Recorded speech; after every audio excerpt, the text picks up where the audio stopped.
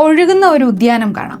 മണിപ്പൂരിലെ ലോക്തക് തടാകത്തിൽ സ്ഥിതി ചെയ്യുന്ന കേബിൾ ലംജാവോ നാഷണൽ പാർക്കാണ് ഭൂമിയിലെ ഒരേയൊരു ഒഴുകുന്ന ദേശീയോദ്യാനം. പകുതി വനവും പകുതി ജലാശയവുമായ ഈ അപൂർവ പാരിസ്ഥിതിക വിസ്മയം യുനെസ്കോയുടെ താൽക്കാലിക പൈതൃക പട്ടികയിലുണ്ട്. സമ്പന്നവും പരസ്പരം ബന്ധപ്പെട്ടിരിക്കുന്നതുമായ ഒരു തണ്ണീർത്തട ആവാസ വ്യവസ്ഥയാണ് ഇവിടെ സൃഷ്ടിക്കുന്നത്. അടിസ്ഥാനപരമായി ഇത് ആമസോണിന്റെ ഇന്ത്യയിലെ ഒഴുകി നടക്കുന്ന പതിപ്പാണ്. കാട്ടുപന്നി, വെരുക്, കാട്ടുപൂച്ച, ഗോൾഡൻ ക്യാറ്റ് തുടങ്ങിയ സസ്തനികളും മൂർഖൻ, ശംഖുവരയൻ, പെരുമ്പാമ്പ്, നീർക്കോലി തുടങ്ങിയ ഉരകങ്ങളും കാട്ടുനെല്ല്, ആമ്പല് മുതൽ ഔഷധ സസ്യങ്ങൾ വരെയുള്ള സസ്യജാലങ്ങളും മറ്റനേകം ജീവജാലങ്ങളും കേബിൾ ലംജാവോയിൽ വസിക്കുന്നുണ്ട്.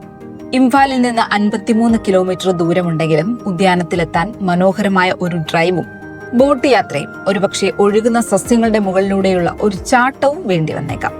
ഏറ്റവും അടുത്തുള്ള റെയിൽവേ സ്റ്റേഷനുകൾ ജിരിബാം അല്ലെങ്കിൽ തമെങ്ലോങ് ആണ്. നിങ്ങൾക്ക് സെൻട്ര ദ്വീപിന് സമീപമുള്ള റിസോർട്ടുകളിലും താമസിക്കാം.